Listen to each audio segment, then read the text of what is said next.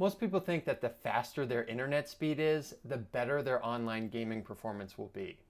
Unfortunately, that's just not true. In fact, you could have a gigabit internet plan and still experience lag while playing online games. So if you find that you have lag while gaming online, chances are it's not your internet speed that's the problem, it's something else entirely. And in this episode from Network from Home, I'm going to be explaining why internet speed is not the problem and what you should be focusing on instead. Let's start by addressing the myth that you need fast internet speed in order to online game. The fact of the matter is, this just isn't true, and the reason for this is because online games, they don't require a lot of bandwidth in order for you to play them. To back this statement up, the Federal Communications Commission, or FCC, they have published minimum bandwidth requirements for different online activities. And for online multiplayer gaming, they said the minimum bandwidth required is 4 megabits per second. So if that's the minimum, let's be conservative here, let's double or triple that. Even if you triple that minimum amount of bandwidth, we're talking about 12 megabits per second here. And I think you would have a hard time finding an internet plan that can't provide at least 12 megabits per second of bandwidth. So if you're online gaming and you have a laggy experience, I can almost guarantee that bandwidth isn't the issue here. The bandwidth bar is so low for online gaming that I can almost guarantee you're getting the bandwidth required to game online.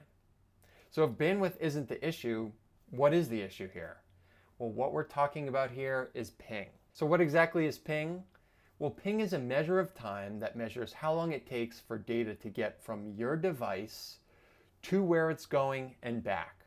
To get a better understanding of ping, let's take a look at an example. All right, so in this example, let's say you're online gaming with your laptop and you're playing a game where you're moving a player around a map.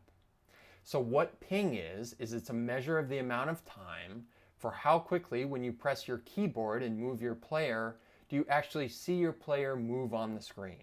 Okay, so what has to happen here is when you press the keyboard to move your player on the map, what's actually happening is that request is being sent from your laptop to your router, which is passing it to your modem, which passes that request out to the internet to the gaming server that you're playing on. Your gaming server then acknowledges that movement of your player. It sends that response back to your modem, which passes it back to your router, and then back to your laptop. And at this point, you will see the change on your laptop of your player moving around the map. So ping is a measure of this entire round trip path. From the time that you press your keyboard up until it gets to the gaming server and then return back to your laptop, and you see that change. Now, I know this might look like a lot of steps, but it happens really quickly, and that's why ping is measured in milliseconds. So this probably makes a lot of sense when it comes to ping. If ping basically represents the delay of how long it takes to see an action on your screen after pressing your keyboard, you want to make sure that you have a low ping value, and you want your ping value to be as close to 0 milliseconds as possible. Now, 0 milliseconds is not possible to achieve, but what is actually considered a good ping value when online gaming? So the internet provider Cox puts out a reference for what good ping values are. Essentially, if you have 50 milliseconds or less of ping, that's good for competitive online gaming. But honestly, if you get 100 milliseconds or less of ping, you should be just fine for your online gaming sessions, and that's considered pretty good.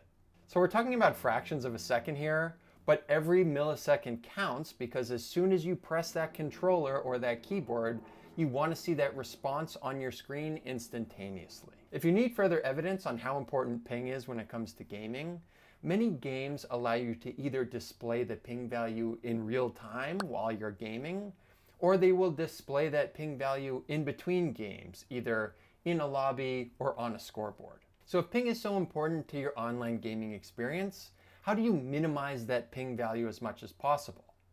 Well, there are some things, honestly, that are out of your control, but there are a few things you can do that are in your control to lower that ping value. So the first thing you can do, and honestly I've found it's the most impactful, is to have a connection to the internet with an Ethernet cable as opposed to using Wi-Fi. So if you're gaming with your PC, connecting your PC to your router with an Ethernet cable will provide you with lower ping values than if you were connecting to your router over Wi-Fi.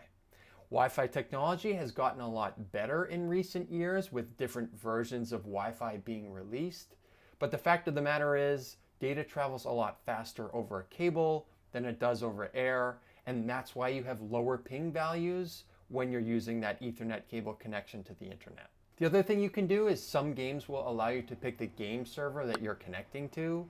And what you want to do is you want to pick a game server that's as geographically close to where you're sitting as possible.